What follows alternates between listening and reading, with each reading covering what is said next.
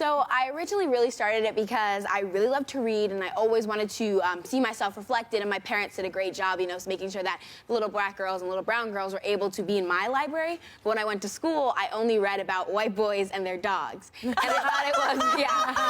I thought it was, basically, I read that story in school, and as much as I really respected my teacher, and I thought that it was a good idea to continue to have us read and be in discussions, we were only learning about one person's experience and one type of experience. And I thought it was a real problem because I had the opportunity to see myself being reflected, but all these other girls, especially black girls in my class, did not see themselves as important and did not see their identity to be strong and deeply rooted inside of them. So I wanted to make sure that I would be able to tackle that and help other girls and see themselves. So I've collected in total 11,000 books that have black girls as the main characters and donated them to school.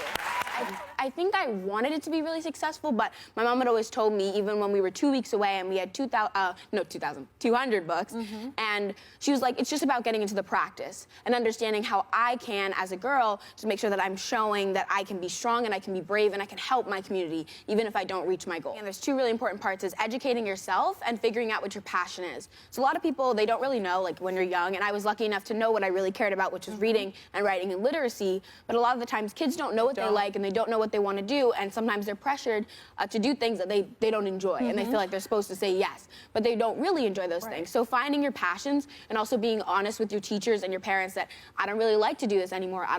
this is not something I really enjoy, because you'll get into the practice of speaking out just on a basic level, and also educating yourself on the issues in your community. So even though we think about really big scale issues which are important to solve, we need to think about the people who care for us, our mailmen, our teachers, our janitors, our librarians, and these people who are part of our communities, and they represent us to serve them and to help them. So we already talk about being a bystander and witnessing something that may happen, like bullying or harassment, but especially in kids speaking out and saying and helping somebody in a situation where they are being bullied, which is something that in elementary school can be fostered in a child, where they feel like it's okay to be mean to one another, but in fact helping another person and guiding them away from that situation, and also educating them with the tools so that it won't happen again. So making sure that we can stop the problem and then make sure that it doesn't happen for other kids. And it's really important to, in a sense, change that system, or to make sure that that won't happen to other kids in the school, because we're teaching each other and we're learning from each other about how we can be kinder and more respectful to each other as students.